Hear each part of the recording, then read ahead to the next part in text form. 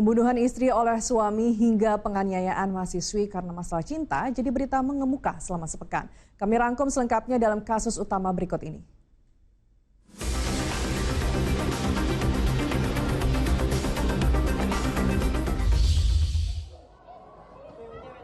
Gara-gara cinta bertepuk sebelah tangan, seorang mahasiswa nekat menganiaya teman kampusnya dengan senjata tajam.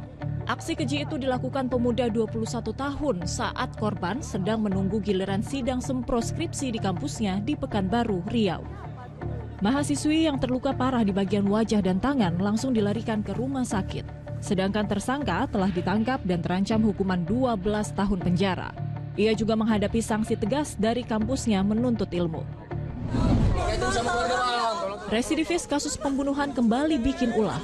Di Tanjung Pinang, Kepulauan Riau, seorang suami tega membunuh istri dengan senjata tajam.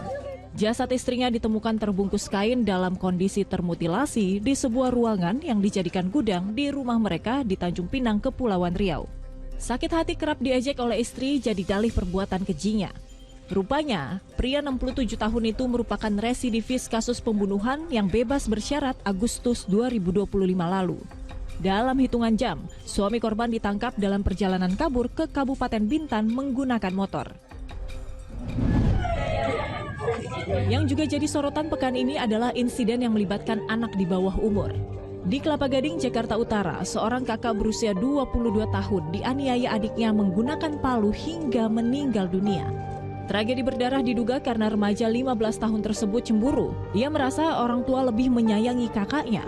Polisi telah memeriksa 7 saksi termasuk warga dan dokter yang membantu membawa korban ke rumah sakit. Atas perbuatannya, anak yang berkonflik dengan hukum terancam hukuman maksimal 15 tahun penjara. Seorang ayah tega menjual anak kandungnya yang baru lahir melalui media sosial. Ia ditangkap setelah menerima uang muka 1 juta rupiah dari polisi yang menyamar sebagai pembeli. Pelaku mematok harga 52 juta rupiah untuk bayinya yang baru berumur 3 hari. Meski mengaku menjual anak kandung karena faktor ekonomi, polisi menyelidiki keterlibatannya dalam jaringan perdagangan orang. Polisi juga memeriksa ibu bayi sebagai saksi. Asyik bersuah foto di pinggir perlintasan, 3 remaja putri tersambar kereta api hingga tewas seketika di Batang, Jawa Tengah. Ya, orang tua mana yang tak sedih melihat buah hatinya ditemukan sudah terbujur kaku di ruang jenazah RS Kalisari Batang, Jawa Tengah. Mereka tak menyangka anaknya meninggal dunia lantaran tersambar kereta api Argo Merbabu yang melaju dengan kecepatan tinggi. Hasil pemeriksaan diduga 3 bocah itu tak menyadari kedatangan kereta. Agar kejadian serupa tak terulang, PT KAI mengimbau agar masyarakat lebih berhati-hati dan tidak berkegiatan di jalur kereta api.